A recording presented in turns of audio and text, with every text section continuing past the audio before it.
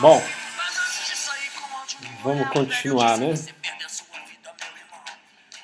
A gente estava na Legião Urbana, né? Então vamos continuar, né? Agora com Faroeste Caboclo. Eu coloquei essa música aqui porque eu fiquei pensando, né? Que música da Legião que eu posso colocar agora na segunda metade da aula, né? Aí eu fiquei pensando, aí eu lembrei que essa, eu acho que foi a primeira música da Legião que eu conheci. Eu lembro que eu tinha um amigo que tinha esse disco aí, eu era pequeno ainda, era moleque. E aí ele quis mostrar a música pra gente justamente porque a música tinha uns palavrões aqui, né? Tipo essa parte que eu coloquei aqui, que ele fala, não boto bomba em banca de jornal, em colégio de criança, isso eu não faço não. E não protejo o general de 10 estrelas que fica atrás da mesa com o cu na mão. E aí esse meu amigo, ele tava todo assim empolgado, a gente era criança, né? Naquela época não tinha, né, esse negócio de palavrão toda hora nas músicas que hoje em dia, né, qualquer música aí a gente escuta toda hora, é um monte de palavrão, um monte de absurdos, né?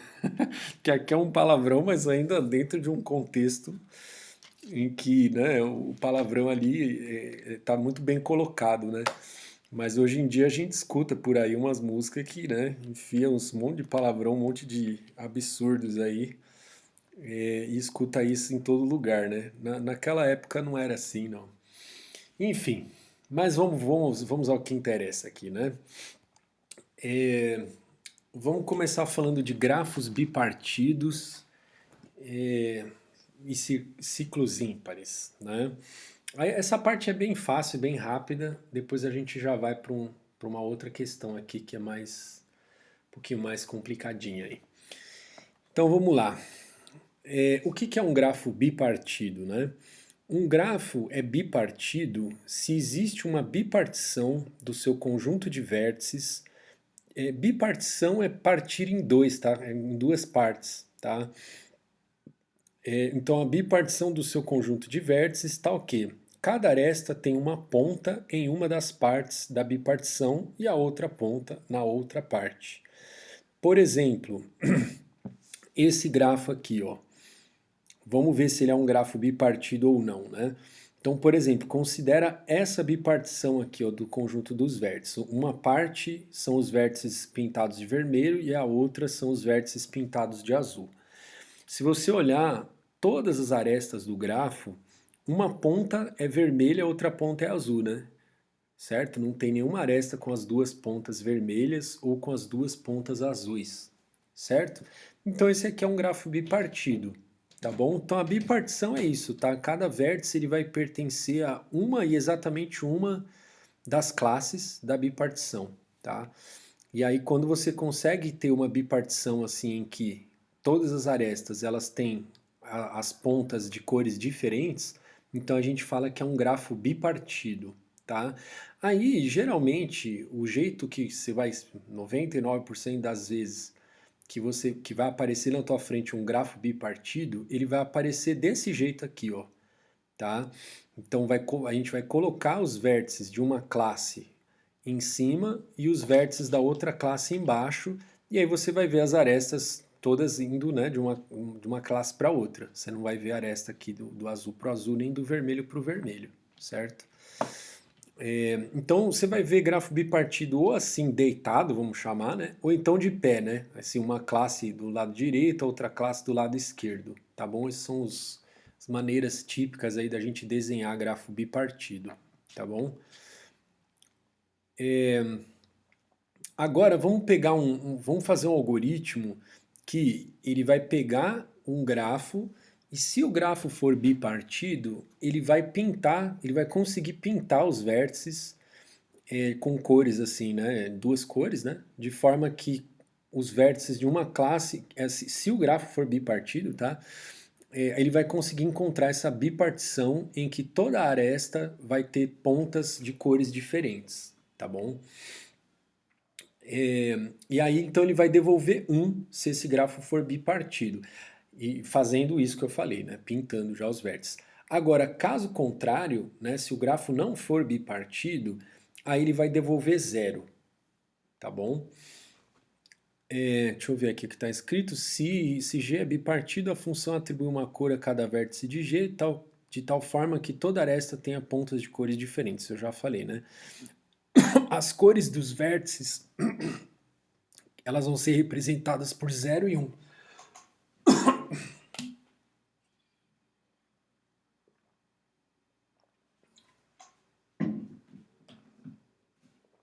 Dá um bico aqui na minha água. Então as cores a gente vai representar com 0 e com 1, tá bom? E elas vão ser registradas no vetor color, tá? Indexado pelos vértices. Então color, esse color aqui, ó, na posição V vai conter 0 ou 1, tá? Indicando que a cor do vértice V é 0 ou 1, certo? Então vamos ver como que esse algoritmo trabalha, né? Bom, para variar, né? Vamos fazer aquela velha nossa estrutura lá de busca em profundidade, né? A gente vai acabar o semestre, a gente vai estar vendo que tudo, todos os problemas que a gente resolve, de alguma forma, é alguma adaptação da busca em profundidade. Mas isso é interessante, tá? Isso é interessante olhar por essa perspectiva, né? O tanto de coisa que dá para resolver fazendo alguma adaptação da busca em profundidade. Então, é um algoritmo muito importante, né, dentro dessa parte mais básica de grafos, né? Então, no começo, ó, eu coloco -1 lá nesse vetor de color em todas as posições, né, para indicar que eu não encontrei ainda uma cor para nenhum vértice, né? E aí aquele laço lá que eu vou olhar se o vértice não foi visitado ainda, né, ou seja, ele não tem uma cor ainda, aí eu faço a chamada da função recursiva, tá bom? E aí se ela já me devolver 0, né, que aí o 0 é o caso em que o grafo não é bipartido, né? Então se em alguma dessas chamadas ele já me devolver 0, aí eu já não adianta continuar, eu já paro e já devolvo 0. Agora se ele conseguir efetuar toda a busca em profundidade adaptada aí, né, sem devolver 0 em nenhuma passagem aqui, aí eu devolvo 1, tá? Que aí ele conseguiu pintar, né, o grafo com cada vértice de uma cor aí, de tal forma que as arestas têm sempre as duas pontas de cores distintas, né? E aí a primeira cor que ele usa é o 0, tá? Lembra que a cor a gente vai representar por 0 e por 1, né? Então, o primeiro vértice aqui que ele vai fazer, a chamada recursiva, ele está falando assim, ó, pinte esse vértice com a cor 0, tá? E aí continue na tua busca em profundidade, tá? Aí vamos ver, na verdade, desculpa, eu falei errado aqui, né? É porque, na verdade, assim, ele vai inverter essa cor, né? Então, se eu passar 0, ele vai pintar de 1, né? Porque aqui, ó, ele vai fazer 1 menos esse C, né? Então, se o C for 0, ele vai pintar de 1. Se o C for 1, aí ele vai pintar de 0, porque vai dar 1 menos C, né? 1 menos 1 vai dar 0, tá? Então, ele, na verdade, ele inverte a cor, tá? Então, passando 0, ele vai pintar de 1, beleza? E se mandar 1, ele pinta de 0. Então, beleza. Ele vai pintar o vértice invertendo a cor que você passou aqui para ele como parâmetro, né? E aí é o mesmo esquema da busca em profundidade, né? Então, assim, eu vou examinar agora os arcos saindo do V, né? Então, para todo arco VW, né, saindo de V aqui, aí eu vou olhar para esse W e aí eu vou falar, esse vértice, ele não foi pintado ainda, né? Se ele não foi pintado ainda, como ele é meu vizinho, eu não posso pintar ele da mesma cor que eu, certo? Porque, né, se acontecer isso, eu já não vou ter a bipartição do jeito que eu queria, certo? Porque toda aresta tem que ter as pontas de cores diferentes, certo? Então eu vou olhar para esse vizinho, se ele não foi pintado ainda, eu não tenho escolha, eu tenho que pintar ele da cor diferente da minha. Então eu estou passando 1 menos C, que é a minha cor, porque aí ele vai inverter, né? Na chamada que eu fizer aqui, ele vai inverter. Então se a minha cor é 0, eu vou passar 1 aqui para ele. Quer dizer, desculpa, se a minha cor é 0, eu vou passar 0 aqui para a chamada recursiva, que depois vai inverter isso aqui para 1. E a mesma coisa, se for 1, né, eu vou passar 1, que aí na chamada recursiva ele vai inverter para 0, certo? Eu não tenho outra opção, né? Certo? Aí eu faço essa chamada recursiva, se ela me devolver zero, né, significa que ela em algum momento lá esbarrou numa aresta que não dava para pintar, né? Um vértice, né, que eu não consegui pintar lá, da cor diferente, um vértice W, né, da cor diferente do V, né? Então, se em algum momento, durante uma chamada recursiva isso aconteceu, ele vai me devolver zero e eu também já não vou nem examinar os outros arcos saindo do V aqui. Eu já vou devolver zero, tá bom? Agora, caio no else aqui. Se o W que eu estou olhando, ele já foi pintado, aí eu tenho que ver se ele foi pintado com a mesma cor que a minha, né? Se ele já foi pintado com a mesma cor que a minha, aí também lascou, né? Aí eu vou devolver zero, tá bom? Ou seja, o grafo não é bipartido. Agora, se eu conseguir fazer tudo isso, é porque para essa chamada recursiva eu vou devolver um, tá bom? Eu consegui, né, partindo desse vértice V e aí fazendo busca em profundidade, eu consegui pintar todo mundo do jeito que tinha que pintar, tá bom? E assim, pessoal, o que assim, ó, imagina assim, né, ó, por que esse algoritmo está correto, né? É simples, tá? Pelo seguinte fato, ó, pega esse vértice zero aqui, por exemplo, que é onde a gente vai começar a nossa busca em profundidade. Não importa qual a bipartição, porque a bipartição nem sempre é única, tá? Nesse caso aqui ela é única, tá? Se você não tem uma bipartição em que eu coloque... Quer dizer, deixa eu pensar se nesse caso aqui ela é única, né? Eu não sei se nesse caso aqui ela é única, tá? Mas assim, em geral, ela não é única, tá? Pode ser que eu tenha um vértice aqui, principalmente se o grafo não for conexo, né? Então, às vezes, tem jeitos diferentes de você fazer a bipartição, tá? Então, ou seja, a bipartição nem sempre é única, tá? Mas o fato é, não importa qual bipartição que, se existir alguma, né, é válida aqui, esse vértice zero, ele vai ter uma das duas cores, ou ele vai ter o zero ou ele vai ter o 1, certo? Então vamos supor que é zero, tá? Isso tanto faz, tá? Se for 0 ou 1, você inverte lá, tá? Você fala, eu posso, tipo, então se isso aqui é 0 e isso aqui é 1, eu posso inverter, colocar 1 aqui, 0 aqui, tá? Então tanto faz a primeira cor que você vai colocar, tá? Então esse vértice 0, eu posso colocar a cor que eu quiser, tá? Isso por si só não vai dar errado, né? Porque, né, numa bipartição correta lá, esse cara vai ter alguma cor, né? Então eu vou pintar ele dessa cor aí, vou chamar que falar que é o 0, tá? Aí, uma vez que eu pintei esse cara do 0, eu não tenho mais nenhuma opção para os vizinhos dele. O vizinho dele tem que ser 1. Eu não posso, tipo, eu não tenho dúvidas aqui, entendeu? Uma vez que eu pintei esse cara de 0, eu tenho que pintar os vizinhos dele de 1. E aí, o mesmo argumento esse argumento ele vai se propagando pelo grafo, né? Porque uma vez que eu pintei esse cara de 1, os vizinhos dele não tem outra escolha, ele vai ter que ser 0, entendeu? Né? Esse aqui também, eu pintei de 1, então os vizinhos dele vão ter que ser de 0. Então, assim, o que esse algoritmo está fazendo é isso, ele pinta um vértice e depois os vizinhos ele vai pintar da outra cor. E aí o vizinho do vizinho, né, dado que eu pintei esse cara de 1, o vizinho do vizinho ele vai pintar de 0. E não tem o que fazer, entendeu? Então, se você, tipo, sair fazendo isso no grafo, ou você vai conseguir encontrar a bipartição, caso ela exista, né? Se ela não existir, né? E aqui, ó, o que eu falei, às vezes a bipartição não é única, né? Quando que ela não é única, né? É quando você chega num caso em que você foi pintando desse jeito aí que eu falei, né? Você pintou um cara de 1, então os vizinhos têm que pintar de 0. Aí, com isso, você é obrigado a pintar os vizinhos aqui desse de 1, né? De 0. Aí, né, pintou de 0. Se você chegar em algum momento que você pintar os próximos caras e isso não implicar no jeito de pintar mais ninguém, né? Se você tiver alguma opção que você fala, daqui para frente eu posso pintar da cor que eu quiser, né? Qualquer vértice da cor que eu quiser, aí tipo, aí você vai cair no caso em que a bipartição não é única, tá? Então se esse grafo não fosse conexo, por exemplo, eu aplicar esse algoritmo numa componente.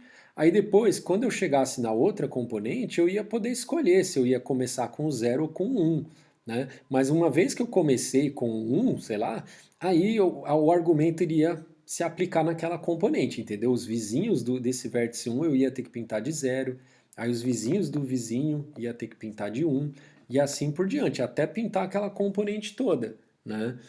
Então, no caso em que o grafo não é conexo, é fácil ver, né? Que você, não é a bipartição ela não é única, né? Certo, mas então assim, não tem muito segredo, né? É um negócio meio. Ou tem ou não tem a bipartição e o jeito de fazer é bem trivial, né? Na verdade.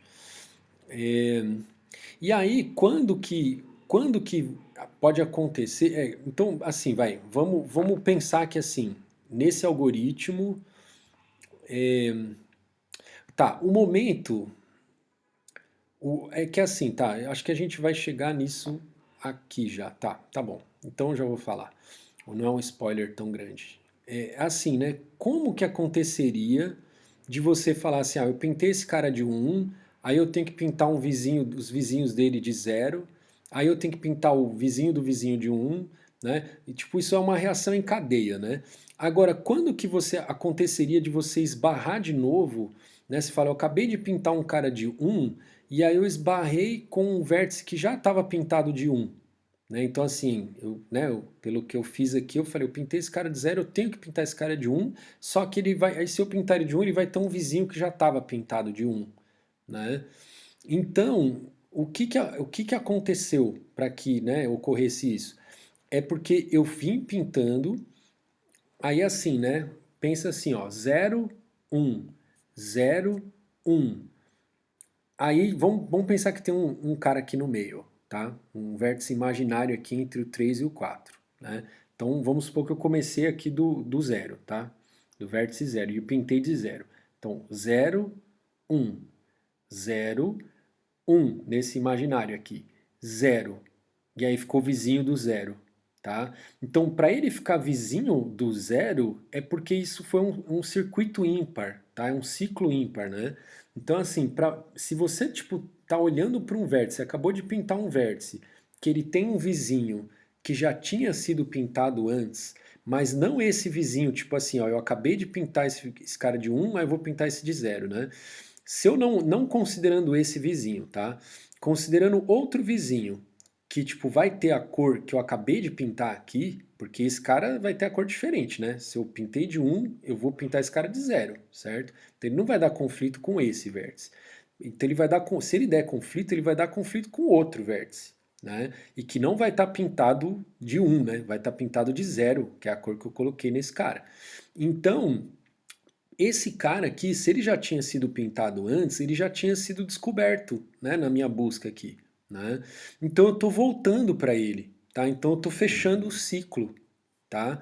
E não só fechando o ciclo, mas fechando um ciclo ímpar, né? Porque, tipo, se eu for andando em ciclo, eu vou alternando as cores, certo? Então, se eu falar 0, 1, 0, 1, um ciclo par, né? Então, terminou aqui eu comecei com 0 e terminei com 1, né? A hora que eu voltar para cá não vai dar conflito. Agora, se o ciclo fosse ímpar, aí ia dar conflito, tipo, ia começar no zero, aí 1, 0, 1, 0 no vértice imaginário aqui, ia dar conflito com o zero desse 3 aqui, certo?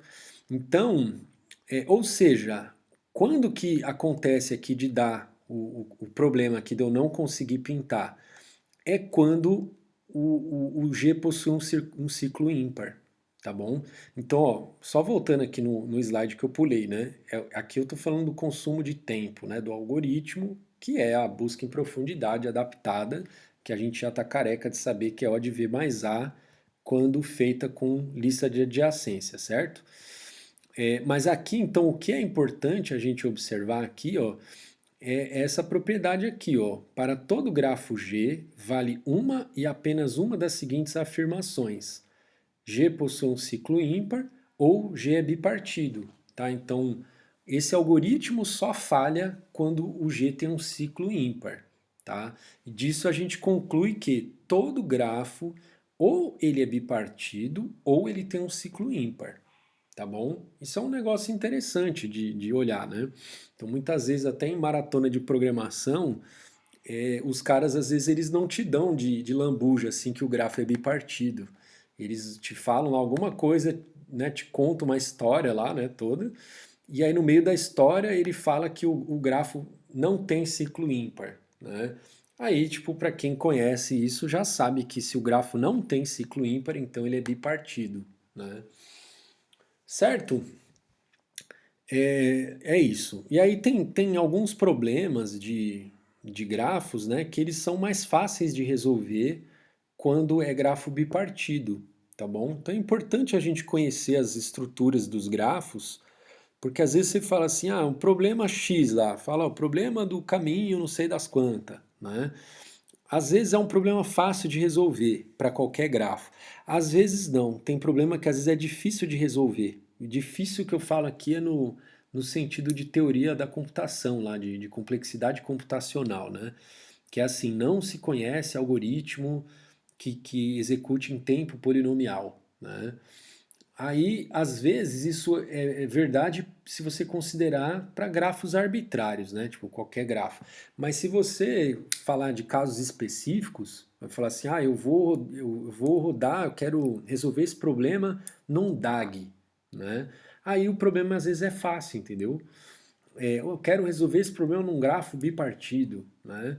Aliás, no meu doutorado, eu trabalhava com um problema lá que era em grafo bipartido, né?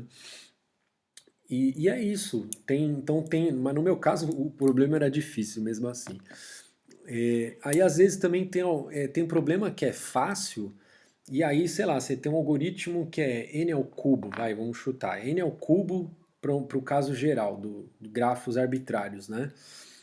N ao cubo, vamos supor que n é o número de vértices, tá? Aí você fala, ah, mas se fosse um DAG, por exemplo, aí já caía para n ao quadrado, né? Ou se fosse um grafo bipartido, caía para n ao quadrado. Então é importante a gente conhecer essas propriedades de grafos para saber também, sabe, quando um problema fica mais fácil, fica mais difícil em determinados tipos de grafos, tá bom? Então, beleza. Agora vamos mudar um pouco de assunto aqui. Vamos sair, mudar de pato para ganso aqui. Vamos falar de pontes em grafos e aresta biconexão. Eu acho que eu não vou até o fim, eu vou. Não, não é. Vamos ver se dá tempo de. Se não der tempo, eu paro no meio, tá? Porque tem poucos slides, mas talvez o algoritmo aqui exija da gente aqui umas explicações aí que acabem demorando aí. Se eu sentir que está demorando, eu paro no meio e a gente continua na aula que vem.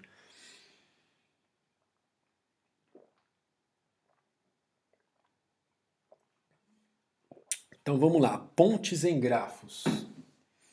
Uma aresta de um grafo é uma ponte se ela é a única aresta que atravessa algum corte do grafo. Por exemplo, essas arestas vermelhas, elas são pontes, tá? Então assim, ó, primeiro eu vou dar um jeito aqui mais fácil de você perceber isso visualmente, né? Imagina que você vai catar a tesoura que vai cortar a aresta, tá? Se a hora que você cortar a aresta, você aumentar o número de componentes do grafo, então essa aresta é uma ponte, tá bom? Então, por exemplo, se você cortar, ó, esse grafo ele é conexo, né? Então ele tem uma componente só, né? Se você cortar essa aresta aqui, ó, aí o grafo ele agora vai ter duas componentes, que é uma que tem o 1 aqui sozinho e a outra que é todo o resto, né? Se você cortar essa aresta aqui, ó, 8, 10, o grafo vai ter duas componentes, que ele vai ficar com essa componente, que tem o 0, 2, o 3, o 8 e o 1, e o resto aqui, tá?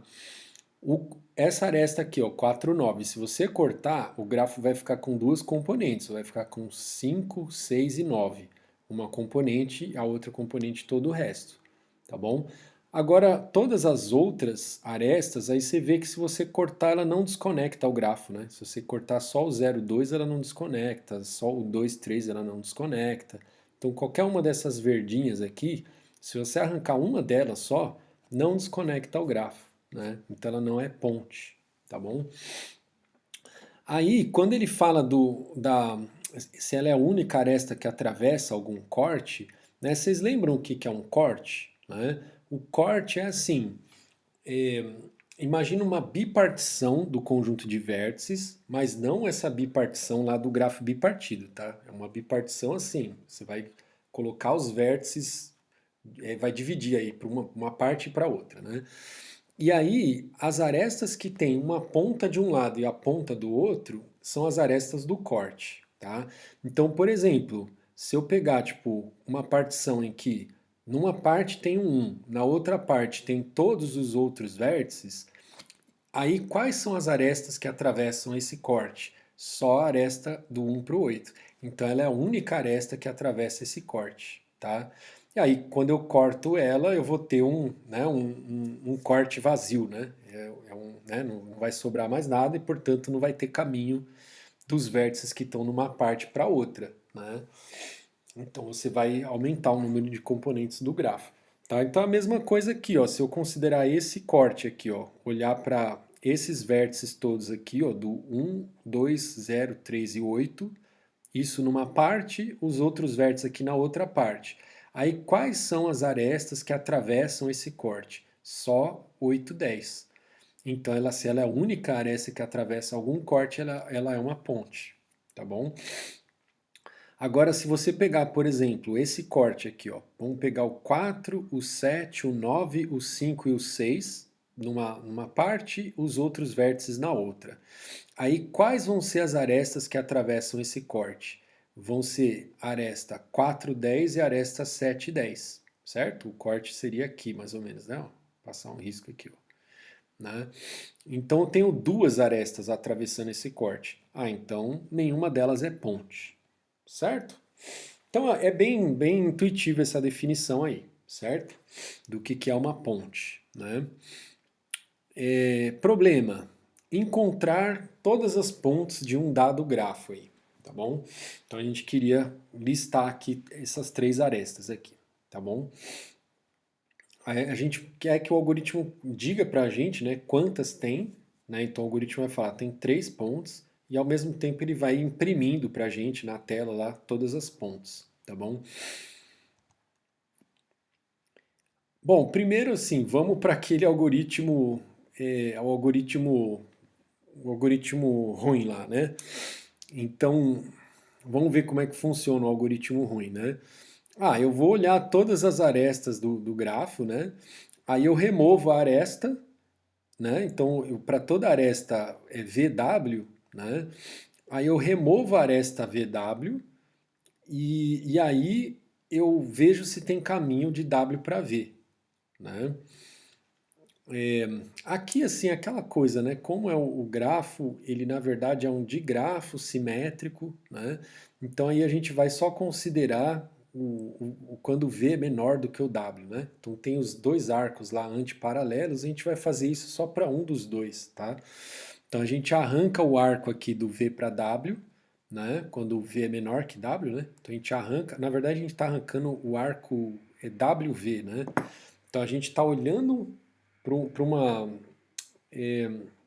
tá olhando para a aresta VW, né?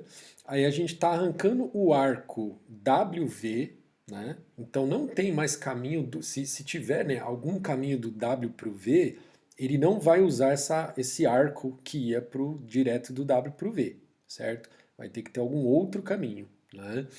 Então ele procura por esse outro caminho. Se existir o outro caminho, é porque essa aresta não era de corte, certo? Porque, né, eu eliminei essa aresta e ainda assim existe caminho do W para o V, tá bom? Então eu faço isso para toda aresta do grafo, né? Eu vou lá na aresta, removo, tento encontrar o caminho. Se eu encontrei, é porque essa aresta não cortou, né, a conexidade entre esses dois vértices aqui, né? Porque assim, né, sempre, ó, quando você corta aqui a conexidade, né, quando ela é uma ponte, o pessoal às vezes chama isso também de aresta de corte, tá? Geralmente a gente fala, tem um vértice de corte e tem aresta de corte, né? Mas aí, enfim, também pode falar ponte. É, então, ó, quando você corta aqui uma ponte, é claro que, meu, se ela vai aumentar o número de componentes do grafo, é porque ela vai desconectar alguns vértices, né? Mas os vértices que ela assim, que está mais evidente que ela vai cortar a conexidade é justamente as duas pontas dessa aresta, né? Então, se eu remover a aresta 8, 10 e ela for uma ponte, ela vai quebrar a conexidade de vários vértices aqui, mas é óbvio que do 8 para o 10 ela vai quebrar, certo? Porque ela era a única aresta desse corte aqui e tal, né? Então não vai ter algum outro caminho que eu faça com o 8 aqui, né? Que eu vou para trás aqui, não sei o que, depois eu volto, passo para esse outro lado aqui para chegar no 10. Não vai existir esse caminho, porque só tinha essa aresta indo dessa parte aqui para essa outra parte, tá bom? Então, ou seja, basta que eu teste isso, né? Eu falo, antes existia caminho do 8 para o 10, porque tinha aresta do 8 para o 10, né? Então tinha caminho. A hora que eu cortar essa aresta, se não tiver mais caminho, então isso aqui é uma ponte, tá? Então esse aqui é o algoritmo mais trivialzão, aquele algoritmo meio bobão, e que gasta tempo aí, né? É aquela coisa, né? Vai rodar o algoritmo do caminho, que custa V mais A, no caso aí de lista de adjacência, e vai rodar isso A vezes, né? Então vai dar O de A vezes V mais A, né? E se for matriz de adjacência, né? Aí o algoritmo do caminho vai ser V ao quadrado e a gente vai rodar isso A vezes, tá bom? Então, né? Desempenho ruim, né? O que a gente quer é tentar chegar lá naquele desempenho linear no tamanho da entrada, né? Que o tamanho da entrada é V mais A, né? Então a gente quer chegar lá no O de V mais A, né? Certo? Então vamos tentar enxergar algumas propriedades aqui para ver se a gente consegue chegar nesse algoritmo aí mais eficiente, né? Então vamos lá. De novo, né? Busca em profundidade, né? Mais uma vez. Qual é a relação, né, entre busca em profundidade e detecção de pontes? E uma floresta de busca em profundidade, um dos dois arcos de cada ponte, agora a gente está olhando para, né, quando fala os dois arcos da ponte, é porque a ponte é uma aresta e a aresta é um par de arcos antiparalelos, tá bom? A gente vai falar que, tipo, nesse caso aqui, ó, esses dois arcos antiparalelos aqui, eles são a ponte, tá bom? Então, um dos dois arcos de cada ponte será um arco da arborescência, tá? Então, ou o arco indo ou voltando aqui, um dos dois tem que ser arco de arborescência, tá? Então, aqui no caso, ó, quais são os arcos de arborescência na busca em profundidade? Eu não vou simular a busca em profundidade, tá? Vamos supor que a gente, né, rodou, a gente dá careca de rodar isso aqui. A gente rodou e deu isso aqui, ó. Vocês lembram que eu tinha falado aqui na primeira parte da aula que quando você faz a busca em profundidade num grafo, né, que é de grafo simétrico, né, não vai ter arco cruzado, né? Então vocês estão vendo que aqui nesse caso está mostrando isso, que não, pelo menos nesse aqui, né, não tem arco cruzado. Né? Mas eu estava falando para vocês que nunca vai ter, né? Mas aqui é só um exemplo. Então dá para ver que aqui não tem arco cruzado, né? Então não tem nenhum arco azulzinho. Né? Aí, ó, então a busca em profundidade deu isso aí, tá? Então os arcos vermelhos são arcos de arborescência, os verdinhos são arcos cruzados, ou arcos de retorno, né? Desculpa. E os roxinhos são os arcos descendentes lá, né? Beleza. Aí você pode ver que, ó, agora só deixando aqui, tirando os arcos de retorno, né? Dá para ver aí quais são os arcos de arborescência e a gente sabe lá que as pontes elas eram do 1 para o 8, do 8 para o 10 e do 4 para o 9, né? Então a gente está vendo que as pontes elas têm ali um arco da arborescência, tá? Agora, nem todo arco de arborescência é uma ponte, tá? Então a gente está observando que assim, toda ponte é arco de arborescência, tem, né? Um dos dois arcos é de arborescência mas não significa que todo arco de arborescência é ponte, tá bom? E isso assim, né, pessoal? Por quê, né? Porque aqui a gente não está argumentando, né? Tá, aqui é outra coisa. Vamos voltar aqui, ó. Deixa eu só voltar aqui mostrar aqui na ponte, né? Ó, deixa eu mostrar aqui, ó. Então, assim, por quê, né? Por que que isso aqui vai ter que ter um arco de arborescência? Pelo seguinte, ó, em algum momento, quando eu estava na minha busca, e eu visitei o 8, ou então eu visitei o 1, tá? Vamos pensar no 8 primeiro, vai. Então, em algum momento eu estava no 8, né? Aí eu ia examinar os arcos saindo do 8. Aí, em algum momento que eu vou examinar os arcos saindo do 8, eu vou ver esse arco que vai para o 1, né? Aí eu vou visitar o 1 pela primeira vez, né? Aí vai ser arco de arborescência, né? Agora, como essa aqui é uma ponte, eu não tenho outro caminho para chegar no 1 que não seja usando esse arco. Então não teria como eu estar no 8 aqui e aí eu dar uma volta lá, não sei o que, e alcançar o 1 por outro caminho. Porque não tem esse outro caminho, certo? Senão isso aqui não seria uma ponte, né? Então, então é isso. Esse argumento eu dei olhando para o 8, mas eu poderia dar olhando para o 1 aqui, né? Então em algum momento eu estava lá na minha busca, eu visitei o 1, aí a mesma coisa, eu vou visitar os vértices aqui, eu vou examinar, né, os vértices saindo do 1, né? E aí eu vou olhar para o 8, né? Então, assim, tá? Eu não sei por onde que a busca começou, tá? Se ela tivesse começado por esse lugar aqui, aí o 8 ainda não estaria visitado, né?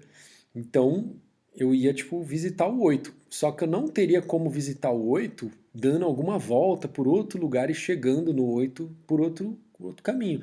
Porque não tem esse outro caminho, entendeu? Senão isso aqui não seria uma ponte, tá? Ao cortar isso aqui, eu ainda ia ter o outro caminho do 1 para o 8, né? Então, se só tem um caminho, em algum momento, quando a minha busca alcançar um desses dois vértices, fatalmente ela vai visitar o outro lá, um vai ser pai do outro, né? E aí vai ter o arco na arborescência, tá bom?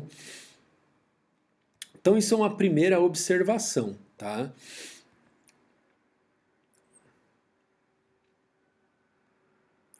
Então isso é uma primeira observação. Agora uma segunda observação aqui, ó. Um arco VW da floresta DFS faz parte de uma ponte, e aqui entre parênteses, né, juntamente com o seu arco antiparalelo lá, né? Então, o VW junto com o arco antiparalelo WV, né? Então, um arco VW da floresta de busca em profundidade faz parte de uma ponte, se e somente se não existe arco de retorno que ligue um descendente de W a um ancestral de V. Essa foi um soco no estômago, né? Puf. Eu preciso tomar água e a minha garrafa esvaziou. Eu vou pedir licença para vocês que eu vou aqui na cozinha rapidinho reabastecer minha garrafa.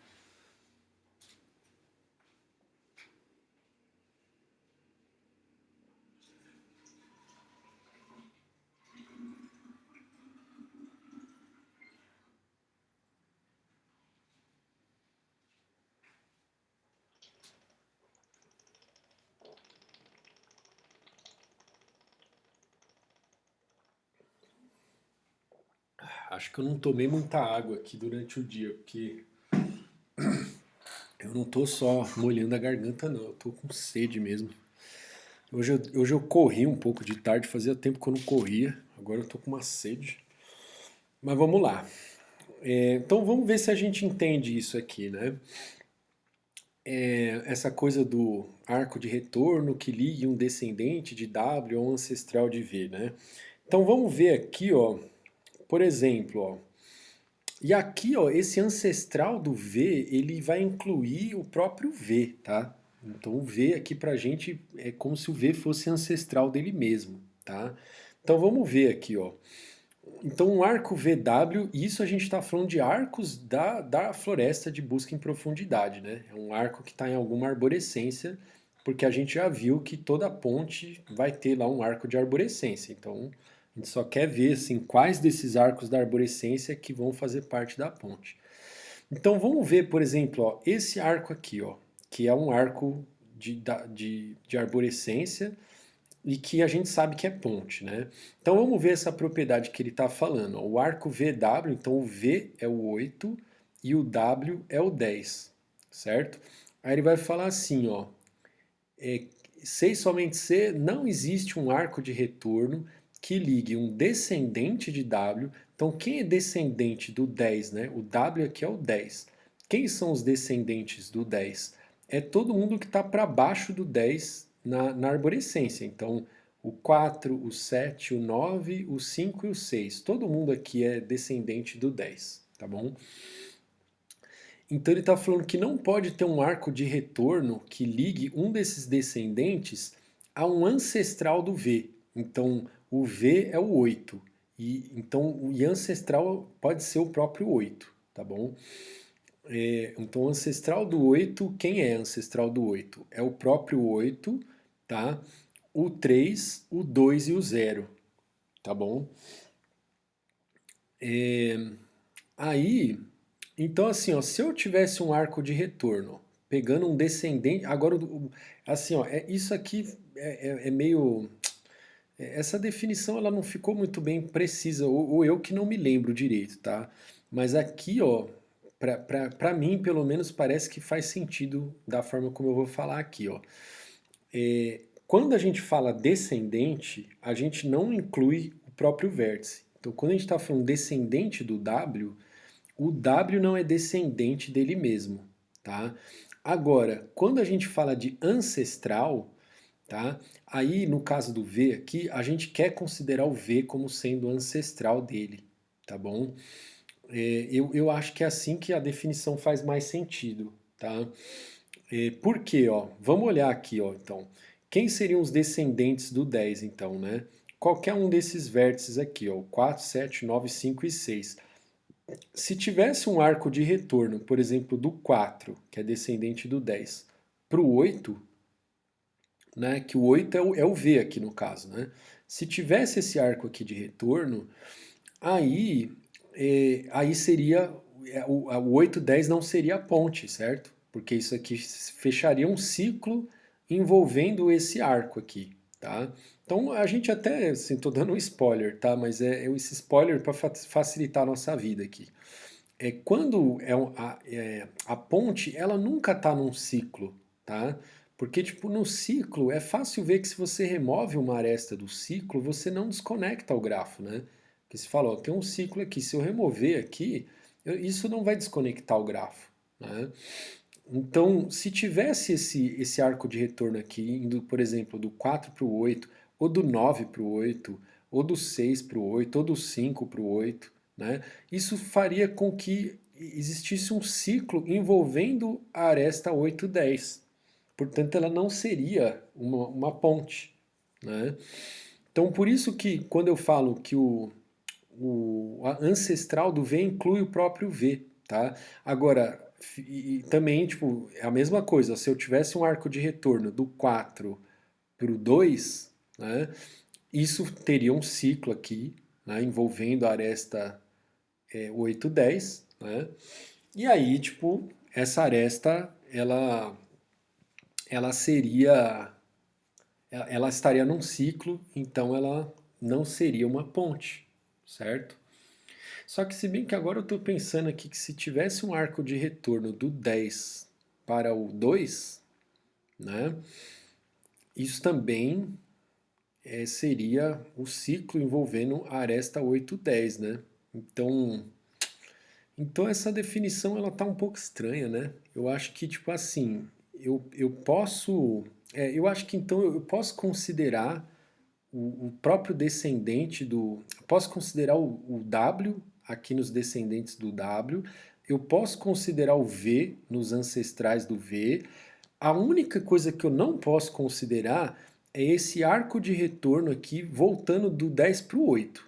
Acho que é o único arco que eu não posso considerar, tá bom? Então, se eu tivesse um arco de retorno do 10 para o 2, beleza, era um ciclo que ia dizer para mim que 8, 10 não é ponte. Se eu tivesse do 4 para o 8, mesma coisa, um ciclo que indica para mim que 8, 10 não é ponte. Tá bom? Então a definição ficou um pouquinho nebulosa aqui, tá bom? Eu não sei se eu tô lendo isso aqui de um jeito errado, enfim. Mas eu tô entendendo isso, tá? Eu posso considerar o W aqui como sendo descendente do W, e eu posso considerar o V como sendo ancestral do V, eu só não posso olhar para esse arco de retorno aqui, tá? Beleza, então essa é a propriedade, tá, pessoal? A gente vai lá no nosso algoritmo, a gente quando encontrar um arco aqui de arborescência, a gente vai procurar saber se existe aqui algum descendente do W que tem tipo arco de retorno indo para algum ancestral de V, tá bom? Se existir isso, a gente vai falar, isso aqui não é ponte. Se não existir, a gente vai falar, isso aqui é uma ponte. E aí você pode até pensar, nossa, mas esse algoritmo aqui ele vai ser um pouco mais complicado, né? Porque eu tenho que descer, não sei o quê, para ver se tem arco de retorno, como é que eu faço isso? E por incrível que pareça, é simples de fazer, tá? É assim, talvez não é tão simples de ter a ideia, né? Mas é simples de fazer, tá? Eu acho que eu vou deixar isso aí, eu acho que eu falei bastante já hoje, né? Eu vou deixar vocês com essa pulga atrás da orelha. Pensa aí, como é que você faz isso? Tenta rabiscar, não vai olhar em nenhum lugar não, tá? Tenta pensar. Eu acho que o legal também da parte de algoritmos é a gente também tentar pensar, né, nesses algoritmos. Então tenta pensar. A ideia é essa, tá, pessoal? A ideia é essa. O problema é como que você vai implementar essa ideia. A dica já é, né? Vai usar a busca em profundidade, né? Mas a gente só quer gastar aquele O de V mais A lá, da busca em profundidade. A gente não quer ficar subindo e descendo lá no grafo toda hora, né? Então, sabe, quando eu estiver olhando pro arco, para eu saber se tem algum descendente do W que vai ter arco de retorno para algum ancestral de V, eu não vou poder ficar zanzando, eu vou descer, vou subir de novo para, né, para cada arco eu vou descer em todos os descendentes dele para ver se tem algum arco de retorno subindo, né? Senão, se eu ficar fazendo isso, né, para todo arco eu tenho que descer e olhar todos os descendentes para, né, vai ficar ineficiente. Então eu tenho que ter um jeito de responder isso rápido, tá? Assim que eu olhar para o arco eu conseguir, né, fazer lá o cálculo e ver se ele é ou se ele não é uma ponte, né? Certo, pessoal? Então pensa nisso aí, acho que por hoje tá bom já, né? Aí da aula que vem eu começo daqui. Boa semana para todo mundo aí. Tchau, tchau.